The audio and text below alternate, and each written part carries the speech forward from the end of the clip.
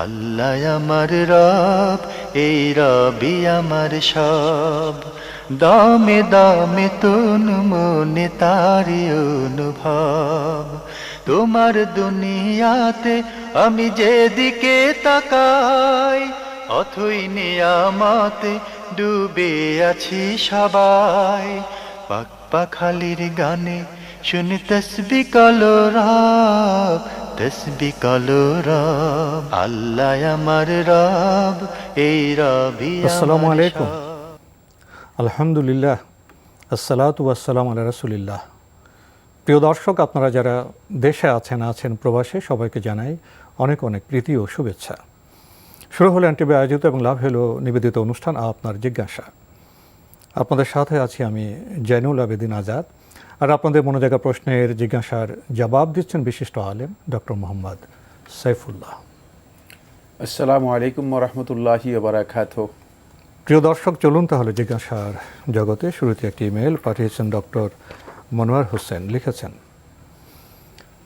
আমাদের মসজিদে মাগরিবের জামাতে নামাজের পরপর ইমাম সাহেব মোনাজাত করে একটা দুটা হাদিস পড়তে শুরু করেন। আমাদেরকে জিকির আজকার করার সময় দেন না। এ ব্যাপারে শরীয়তের হুকুম কি? জিকির আজকারের জন্য আলাদা সুযোগের প্রয়োজন নেই। আপনি জিকির আজকার ব্যক্তিগতভাবে করবেন, ইমাম সাহেবের এই আলোচনা আপনার অংশগ্রহণ করা প্রয়োজন নেই, বাধ্যতামূলক নয়।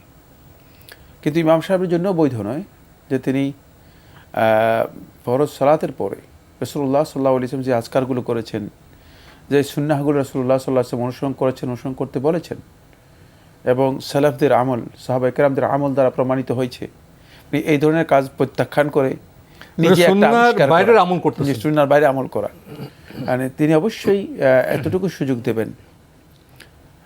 আলোচনা যদি তিনি মাগরিবের পরে করতে চান, এটা তার জন্য জায়েজ আছে, না জায়েজ নয়। মাগরিবের পরে সময় আছে, সেক্ষেত্রে অবশ্যই তিনি সুন্নাহের পরে মানে এই আলোচনা শুরু করবেন।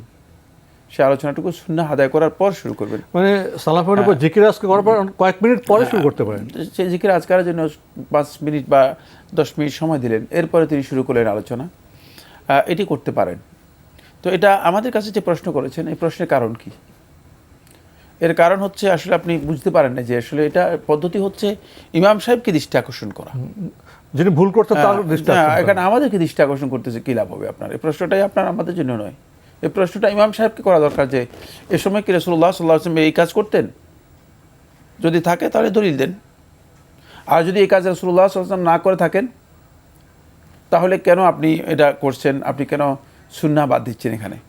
তখনই তিনি হয়তো আপনাকে একটা উত্তর দেবেন অথবা একটা পরামর্শ দেবেন। এক্ষেত্রে মসজিদ কর্তৃপক্ষকে এই বিষয়ে বলা দরকার আছে যে মানুষের ইবাদতে মানে বিঘ্ন ঘটানো, ইবাদতের মধ্যে ব্যাঘাত করা, এই কাজটি কোনোভাবেই বৈধ নয়। যারা করছেন ভুল কাজ করছেন, মানে এই বিষয়েও দৃষ্টি আকর্ষণ করা যেতে পারে।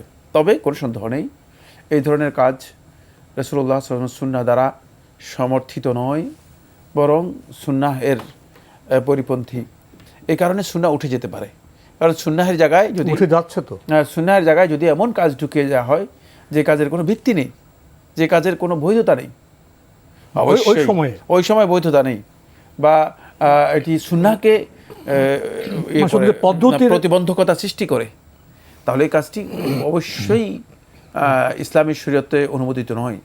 তো সেক্ষেত্রে এই কাজে যদি কেউ নিজেকে লিপ্ত করে থাকেন, ইচ্ছাকৃতভাবে তাকে দৃষ্টি আকর্ষণ করা উচিত, এবং এটা ইসলামী শরিয়া যেভাবে বলেছে আপনি সেভাবে সমর্থন করে না। প্রিয় দর্শক, আমরা জানলাম আমরা ইবাদত তো অবশ্যই করবে, তবে সেটা যেন সুন্নাহসম্মত পদ্ধতিতে হয়, সেই বিষয়টি আমাদের জানানো হলো। আপনি আরও লিখেছেন, ইমাম সাহেব একামতের পরে কাতার সোজা ও মিলে দাঁড়ানোর কথা বলে তারপরে ফোন বন্ধ, বাচ্চারা দৌড়াদৌড়ি করবে না, আরও অনেক কথা বলেন। এটা কি ঠিক আছে? না, ইমাম সাহেবের জন্য এটা বৈধ নয়।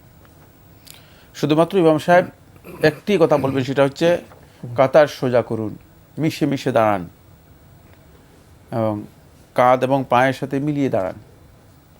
রাসূলুল্লাহ সাল্লাল্লাহু আলাইহি ওয়াসাল্লাম যেগুলো বলতে অনুমোদন দিয়েছেন শুধু সেগুলোই বলবেন।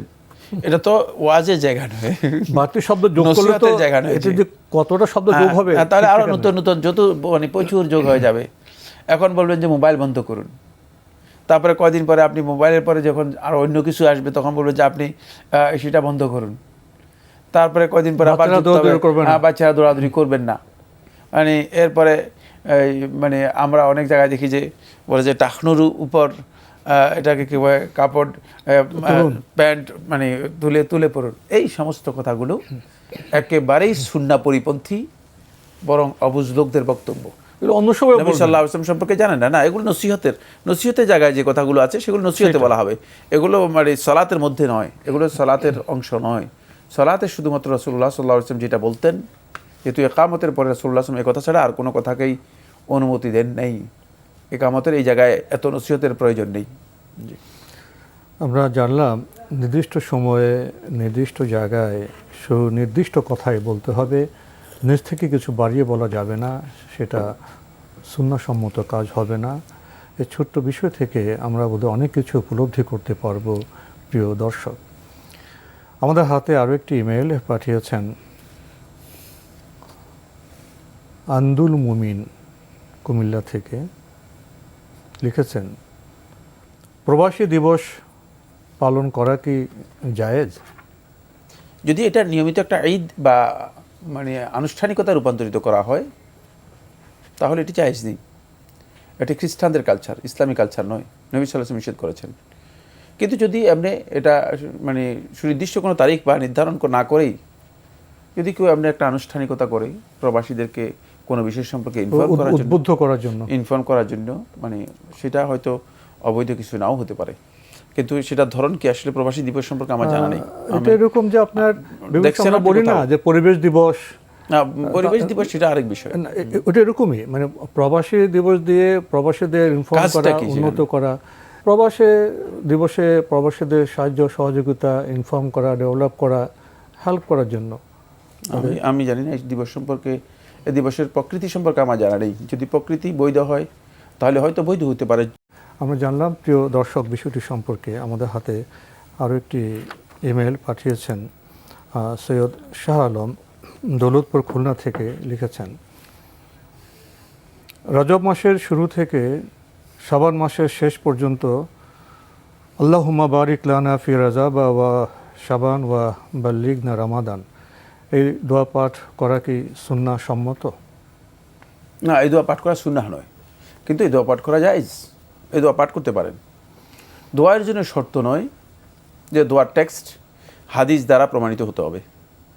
দোয়ার বক্তব্য যদি গ্রহণযোগ্য হয় এবং সে বক্তব্যের মধ্যে এমন কোনো বিষয় না থাকে যে বিষয় ইসলামে অনুমোদন দেওয়া হয়নি, তাহলে সে দোয়া করা জায়েজ। যে কোনো ধরনের দোয়া করা জায়েজ।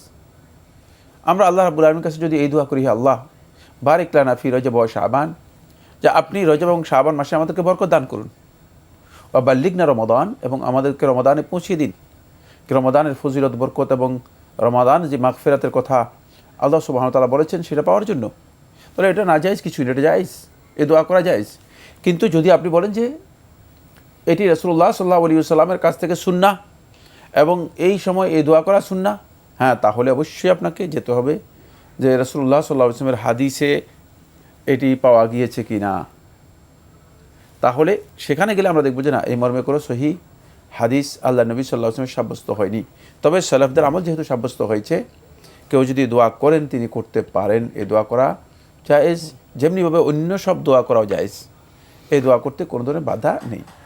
আমরা বিষয়টি উপলব্ধি করলাম। প্রিয় দর্শক, আমাদের হাতে আরও একটি ইমেল পাঠিয়েছেন ফাহমিদা করিম ঢাকা থেকে। লিখেছেন, আমি হ্যান্ডিক্রাফটের জিনিস তৈরি করি, মানে বিভিন্ন দিবস উপলক্ষে জন্মদিন, বিবাহবার্ষিকী, চকোলেট, ফুল দিয়ে গিফট বক্স তৈরি করি, আর সেটা আমি বিক্রি করি।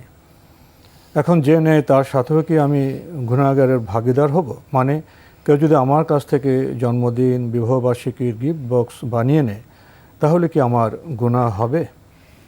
জন্মদিনের গিফট বক্স যদি আপনি বিক্রি করেন অথবা কেউ যদি আপনার কাছ থেকে এই কাজটি করে নেয়, তাহলে আপনার উচিত হচ্ছে প্রথম কাজ হলো যে মানে জন্মদিনকে লক্ষ্য করে এই ধরনের মানে বস্তু তৈরি না করা। যদি আপনি কমন ব্যবসা করে থাকেন, আপনি হ্যান্ডিক্রাফটসের ব্যাগ তৈরি করেন, ইত্যাদি ইত্যাদি তৈরি করে থাকেন, সেগুলো বিক্রি করেন, কিন্তু একজন ব্যক্তি আসলে বললো যে আমি জন্মদিন উপলক্ষে কিনে নিয়ে যাচ্ছি, সেটা আপনার জন্য জায়েজ বিক্রি করা।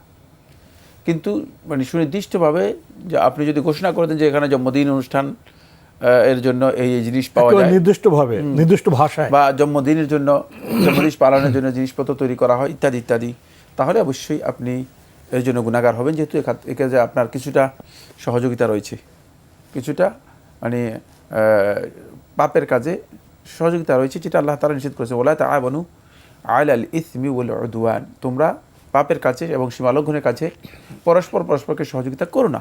সুতরাং এক্ষেত্রে যেহেতু আপনি গুনার কাজে সহযোগিতা করেছেন, এটা আপনার ভুল হবে।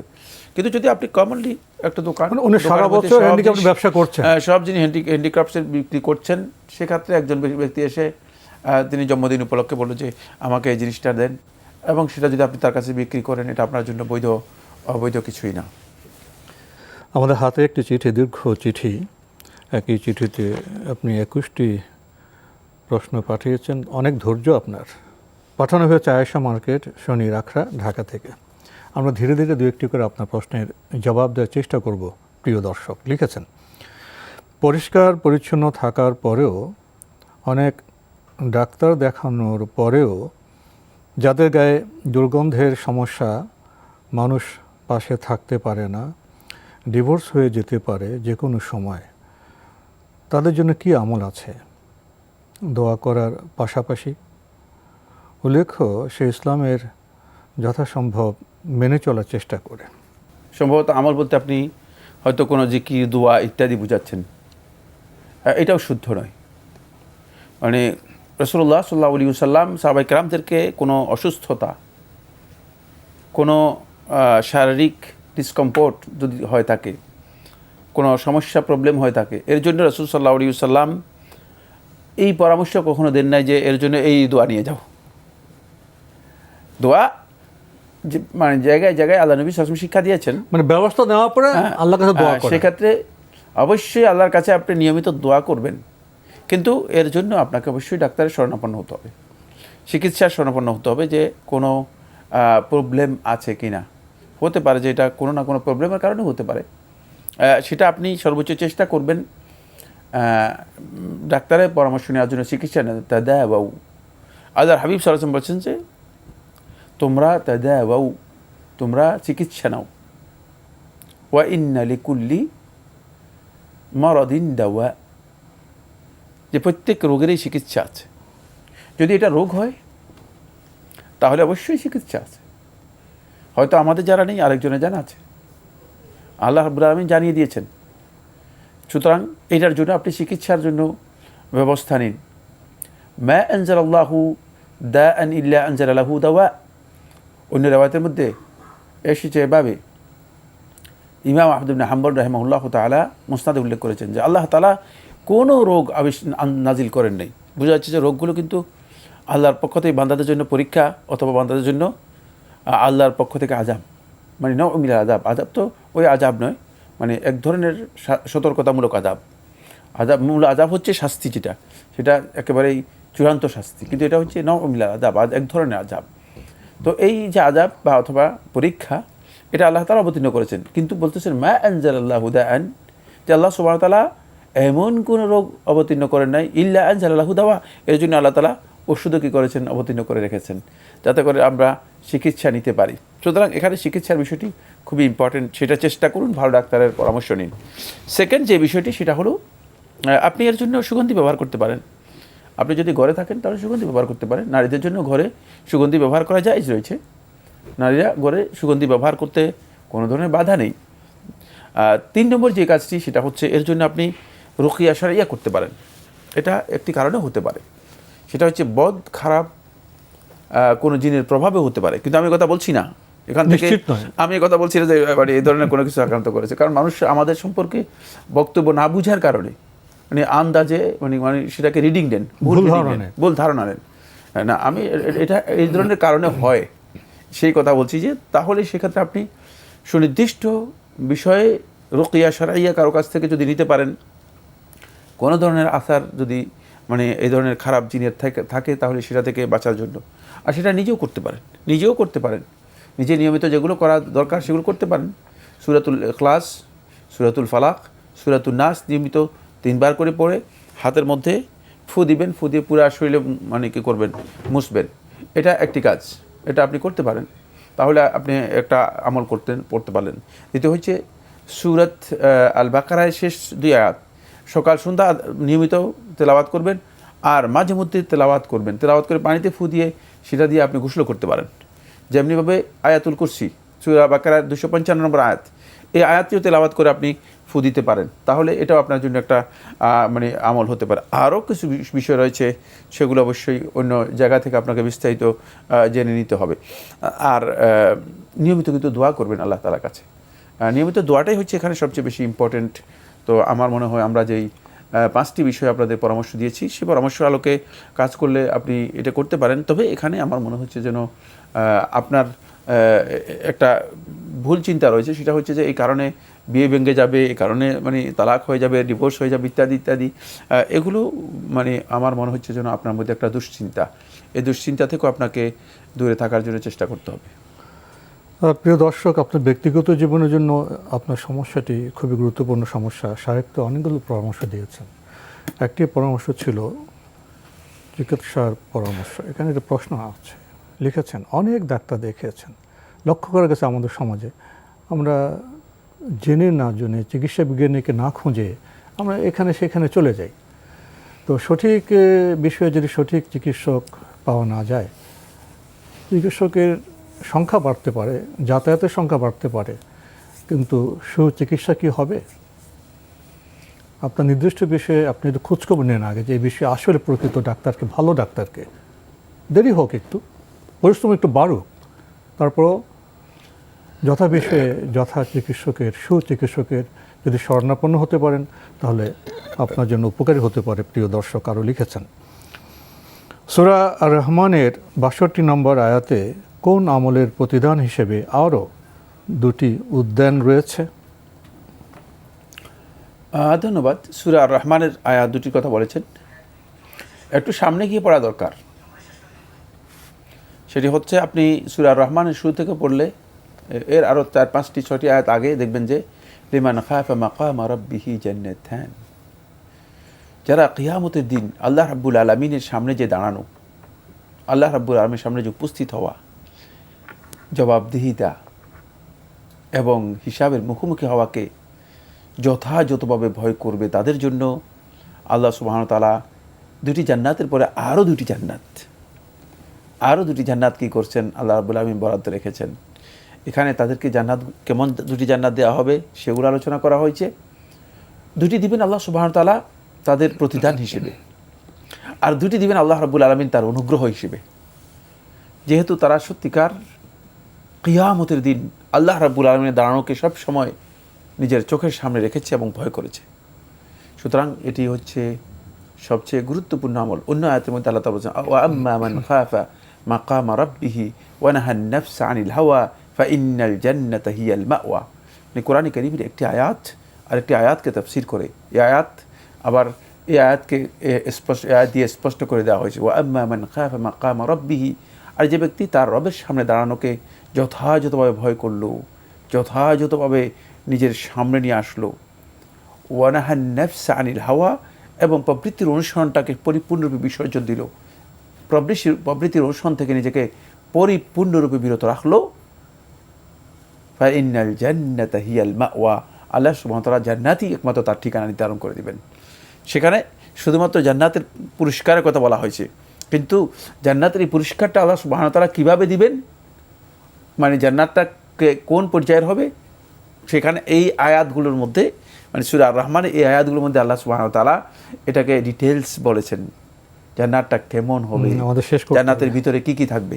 জি, ধন্যবাদ। তো আজকে আমাদের এখানে শেষ করতে হচ্ছে। আপনাকে অনেক ধন্যবাদ। আপনাকে অনেক ধন্যবাদ।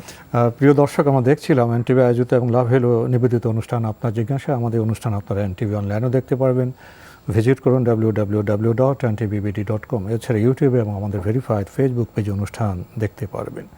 আজকের শেষের প্রশ্নটি শোনার পরে, জবাব শোনার পরে আমাদের মুখে বোধহয় একটু হাসি ফুটে উঠেছে। জান্নাতের কথা, আরও বেশি কিছু দেওয়ার কথা, শর্ত আছে। যারা পৃথিবীর জীবনযাপন পরকালকে সামনে রেখে করবেন, যারা কিয়ামতের সেই কঠিন দিবসকে স্মরণে রাখবেন, তাদের জন্য বরকত আছে, ভালো সংবাদ আছে। আসুন আমরা সেভাবে আমাদের জীবনকে অতিবাহিত করি, পরকালমুখী যেন আমাদের জীবন হয়। প্রিয় দর্শক, চিঠি লিখুন, প্রশ্ন পাঠান আমাদের ঠিকানায়। পরিচালক আপনার জিজ্ঞাসা, এনটিভি, বিএসসিসি ভবন, ৭ম তলা, ১০২ কাজী নজরুল ইসলাম অ্যাভিনিউ, কারওয়ান বাজার, ঢাকা ১২১৫। ইমেল অ্যাড্রেস আপনার জিজ্ঞাসা @ntvbd.com। মহান আল্লাহ আমাদের সবাইকে নিরাপদে রাখুন, রাখুন শান্তিতে। আসসালামু আলাইকুম। আল্লাহ আমার রব, এই রবি আমার সব, দামে দামে তুন মনে তারি অনুভব। আল্লাহ আমার রব, এই রবি আমার সব।